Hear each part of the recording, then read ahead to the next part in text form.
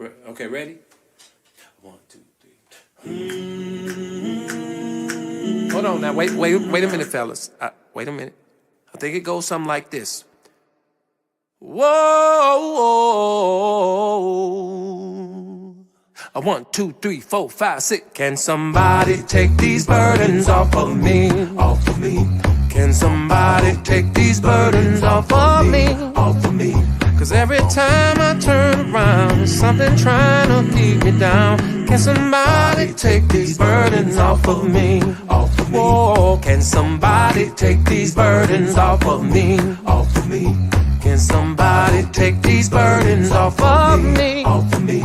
When I look up, don't you know, burdens knocking at my door. So won't you come and take these burdens off of me? Off of me. Oh, come and take these burdens off of me. Off of me. Somebody come and take these burdens off of me. Off of me. Soon as I get up off the ground, my burdens knock me right back down. Can somebody take these burdens off of me? Off of me.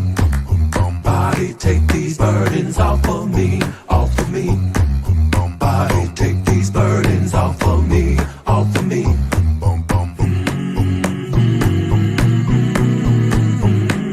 Somebody take these burdens off of me, off of me. Well, off of me, off of me. Oh, off of me, off of me. Well, off of me, off of me. Get them off of me, off of me. Come and break the chain. Come and break the chain. Get it off of me. Get it off of me. I need somebody. I need somebody. I need somebody. I need somebody to get this burden. To get this burden. Can somebody take these burdens off of me?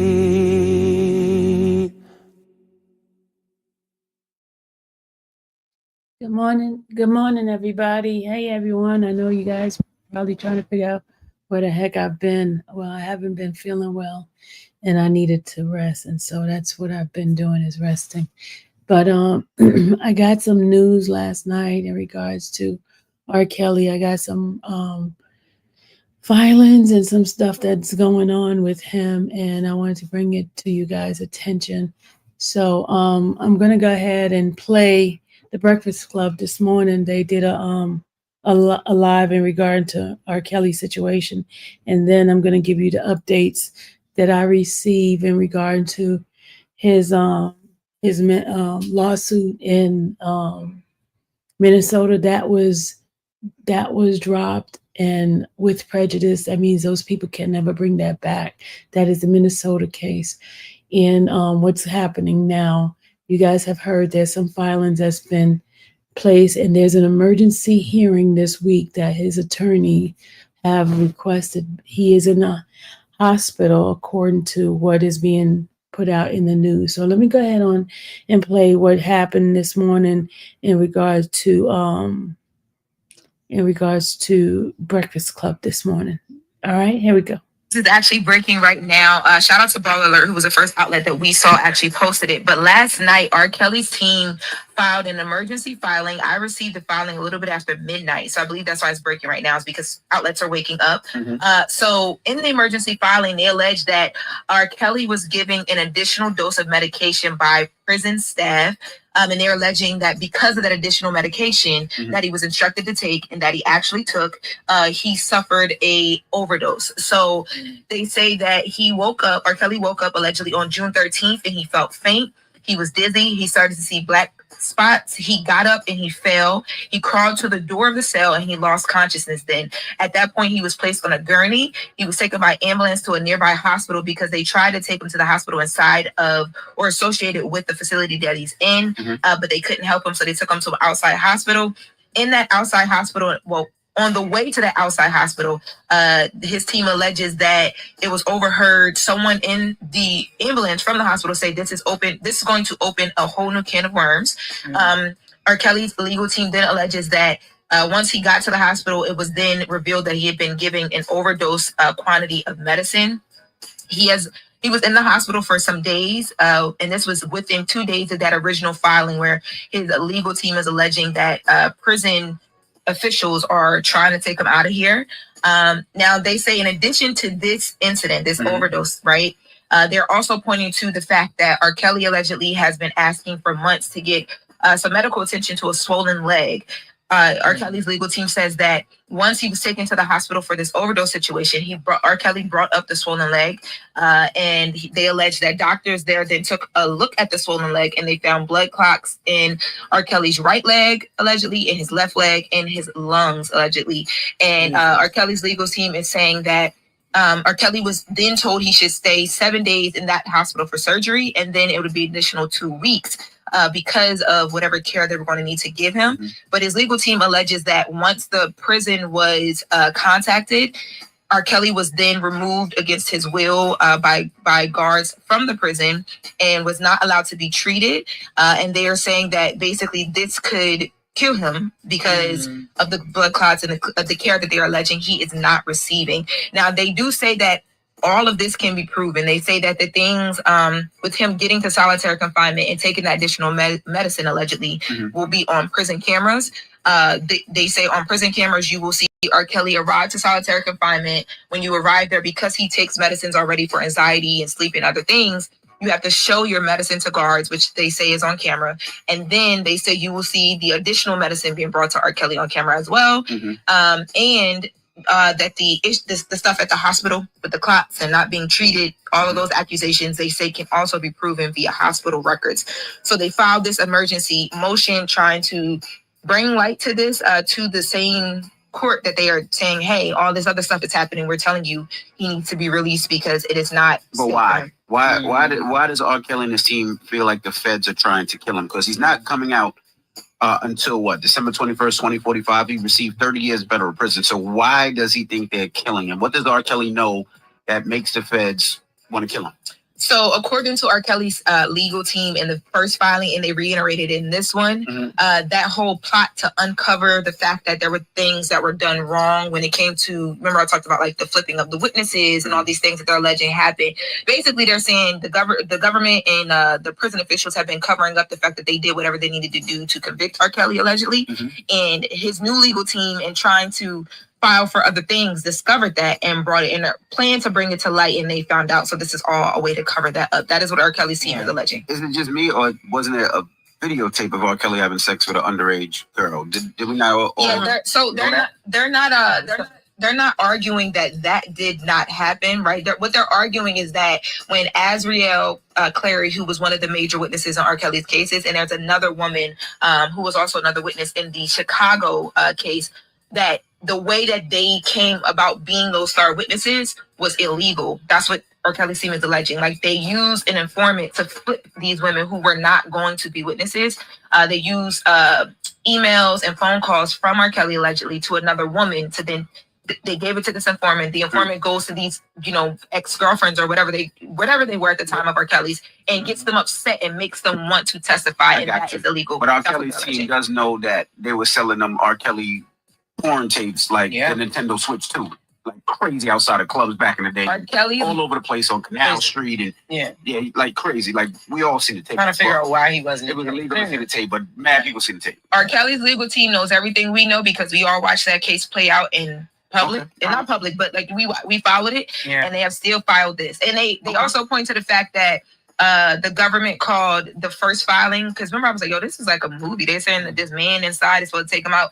And they're like, people call this theatrics and, fantasy, but here is something that we can prove via hospital records and jail video, allegedly. So, so that is what's happening right now with R. Kelly. And the news is breaking literally right now. So now, I just have one last question. What's the probability that because of all this, that it will get R. Kelly out early?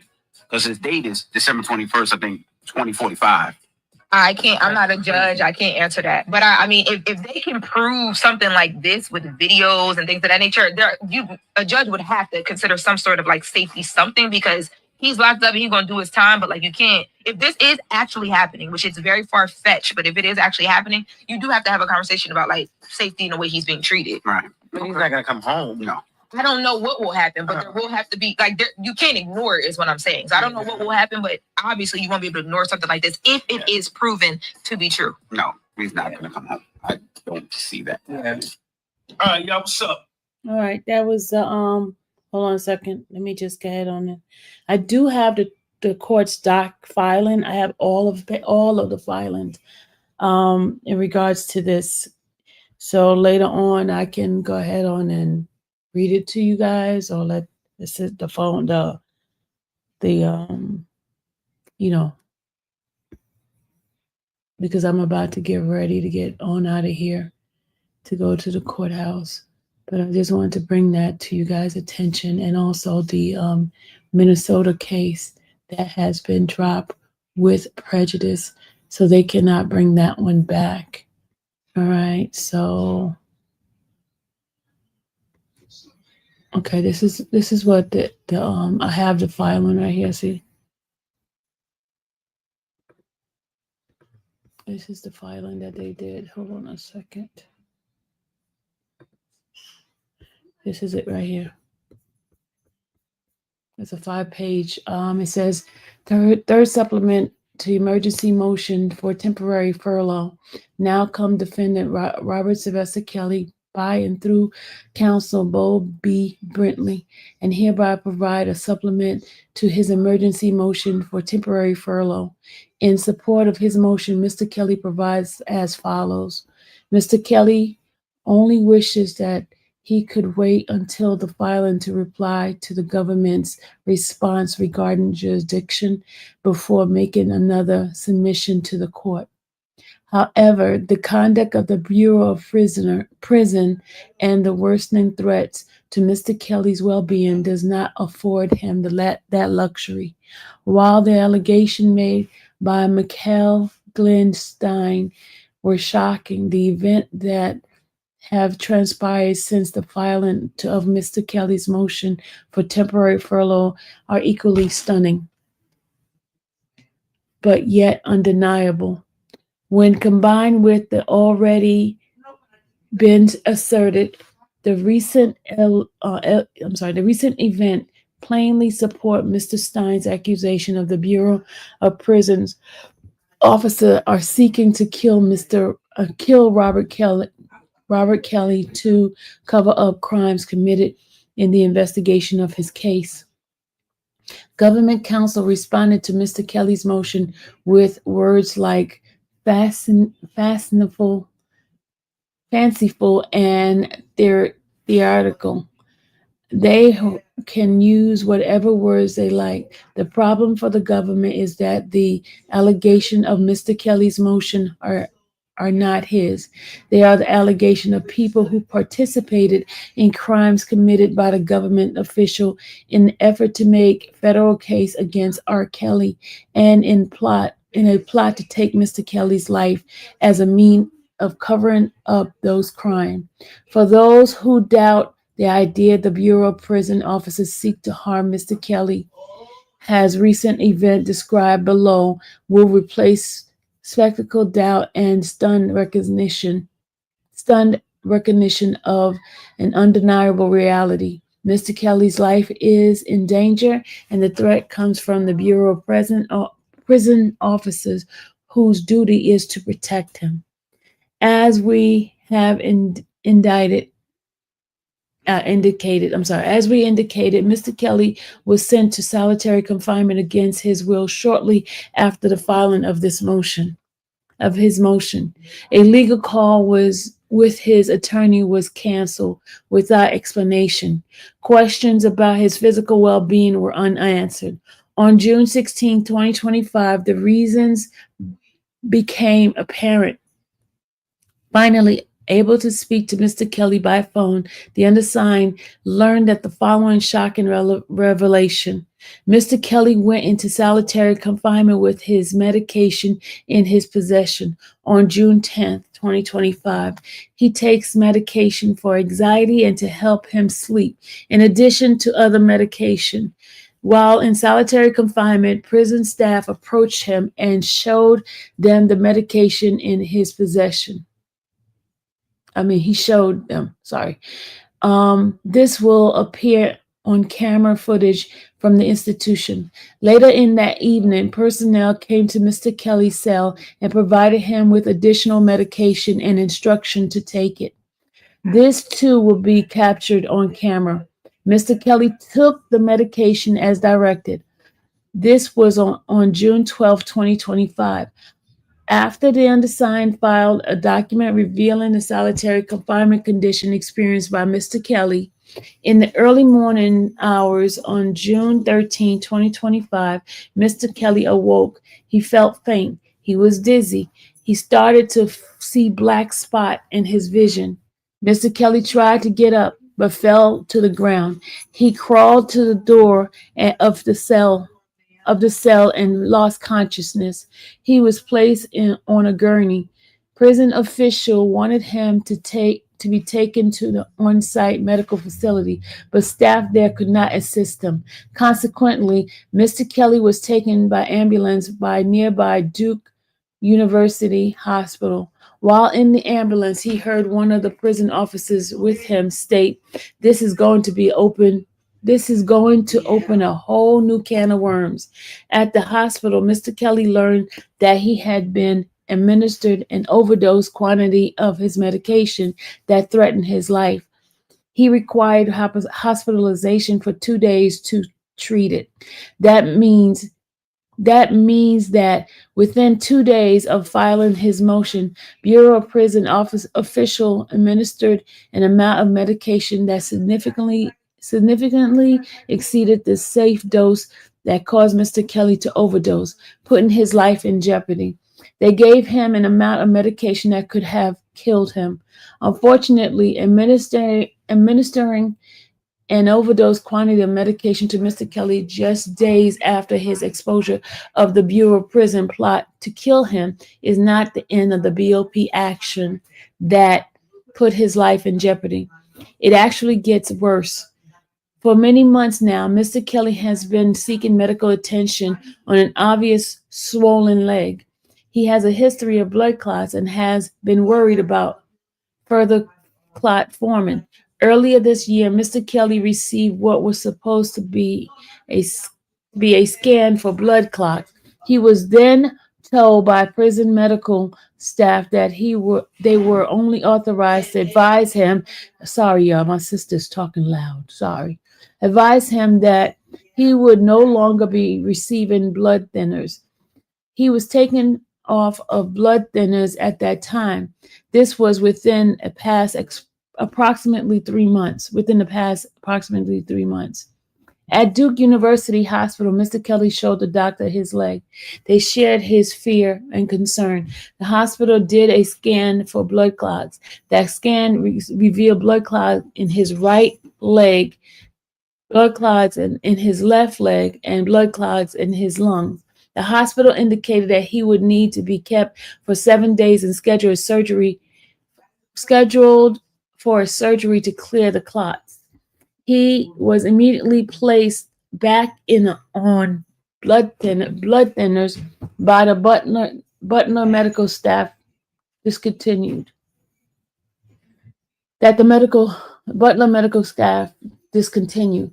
When advised he required surgery and needed to be kept for 2 weeks, officers assigned to Mr. Kelly in the hospital contacted the official at Butler.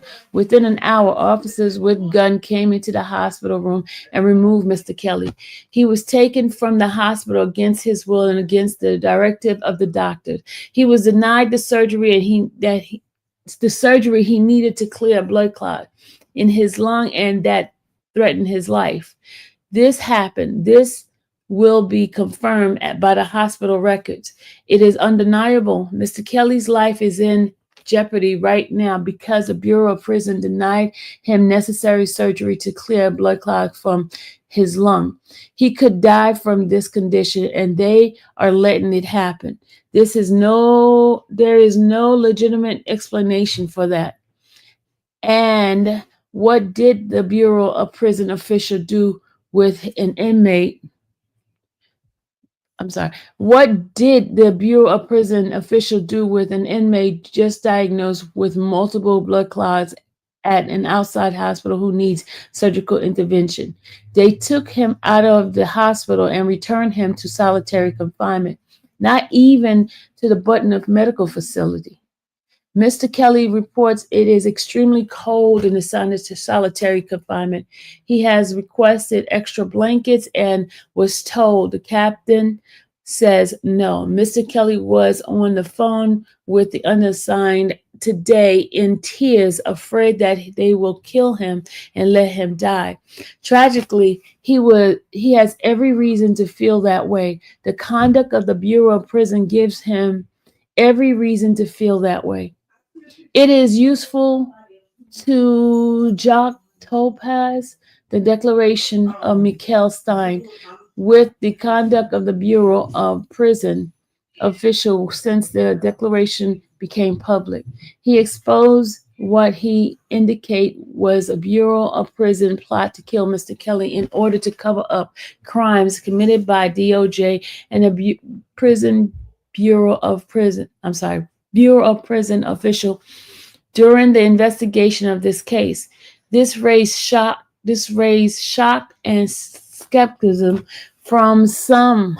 The Prison Bureau official responded to his allegation by 1, putting Mr. Kelly into solitary confinement against his will, 2, overdosing him on prescription medication administered by prison staff, and 3, removing him from the hospital where they intended to perform surgery to clear blood clot that threatened his life.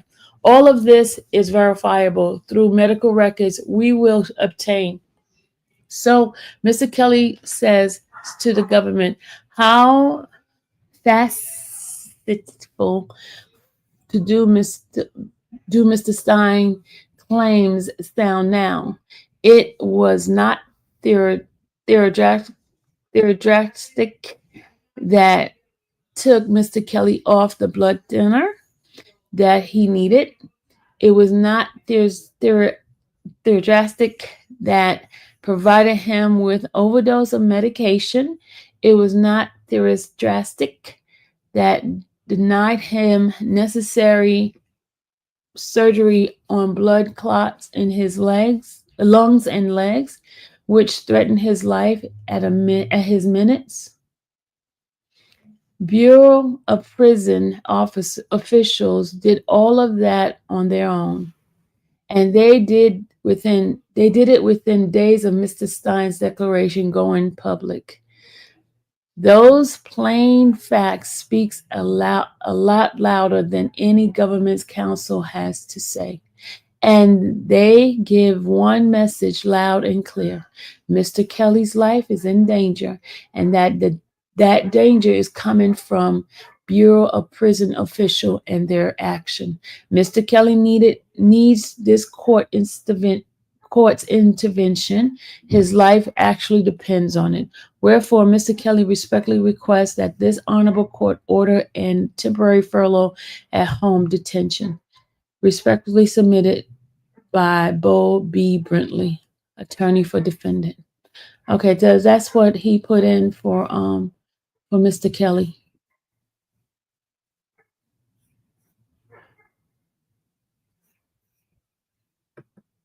Okay.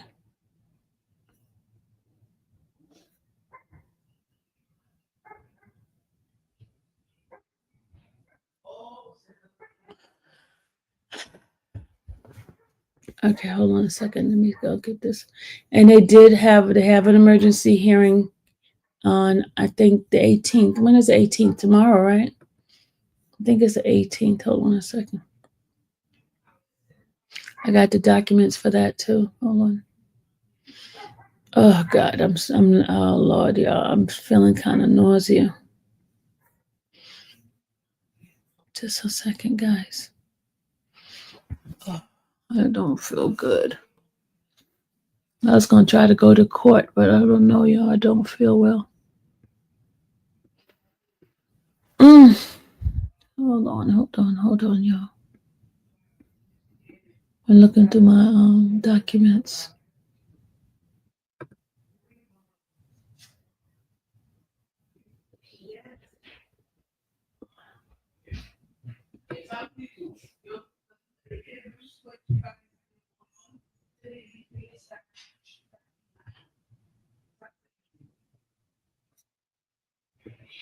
Oh, they responded. The government responded. Hold on, let me see. We'll give you guys what the government said. Hold on, guys. Hold on. This is what they said. This is what the government said. They responded. They said governments will supplement to jurisdiction response to defendant's emergency motion for temporary furlough in response to Kelly's third supplement. Robert Kelly has created his own briefing schedule. As anticipated, Kelly has filed a third daily supplement to his motion. One, unresponsive to the threshold issue, this court asks the parties to brief on whether this court has jurisdiction to entertain Kelly's motion. Two, absence of any citation to cases, statutes, or rule indicative of this court having jurisdiction to entertain Kelly's motion. Three, ignoring the briefing schedule and scope of the briefing imposed by the court on June 11th, 2025.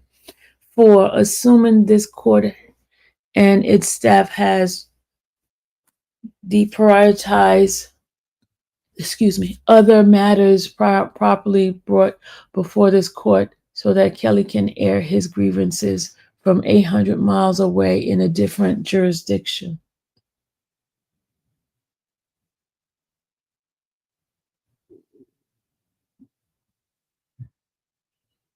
Uh-oh. Sorry, guys. Armand is live. Okay. Different jurisdiction. Were a basis for this court to have jurisdiction to entertain Kelly's motion. Surely Kelly would have pointed the court in its direction by now. Is his third supplement motion. This is the behavior of an abuser and a master manipulator on display. Kelly is always the victim. Oh. Kelly claims that with increasing urgency that the officials are taking action against him that cannot wait and must be brought before the court on an urgent basis. See General Docket 4091. Kelly has filed an action in the District of has filed an action in the Eastern District of North Carolina to enjoin those officials from taking said action where that court would have jurisdiction over them. Or did Kelly instead choose to write to let this court know that he is cold in prison and to criticize the medical care he is receiving? Docket 491 at 405.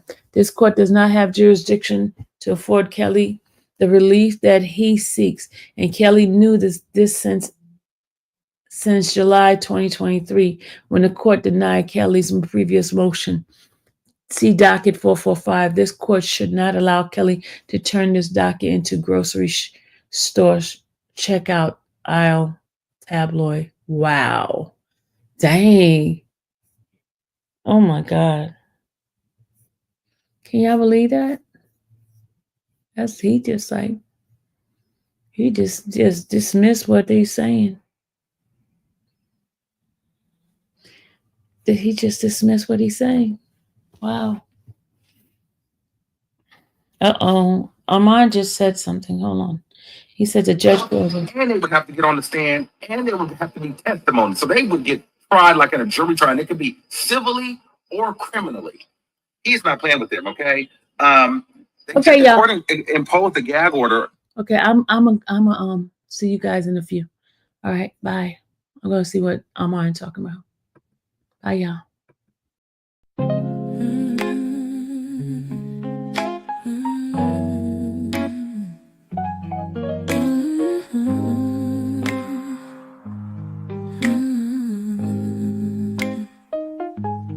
Thank you for watching the infamous Sylvia channel, where laughter and fun make up our panel. Together we build this digital spree.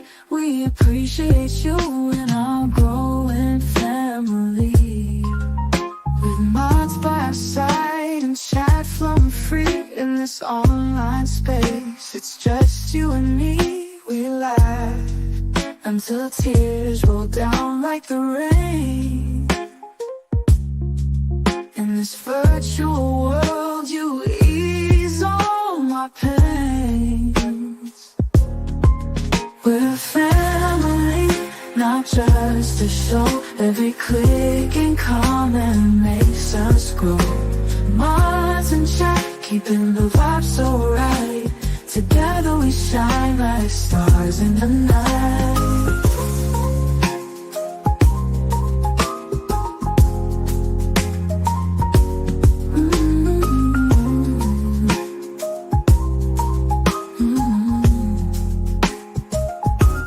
We cherish the moments, the highs and lows, from the latest gossip to stories untold. You're more than a viewer, you're part of the crew in this space of ours. It's all because of you. This digital world where emotion is shared, every post and reaction showing we care. The love is real in this virtual domain. With every sign, enjoys what we'll gain. We're a family, not just a show. Every click and comment makes us grow. Minds in check, keeping the vibe so right. Together we shine like stars in the night. We're a family, not just a show. Every click and comment makes us grow. Minds in check, keeping the vibe so right. Together we shine like stars in the night.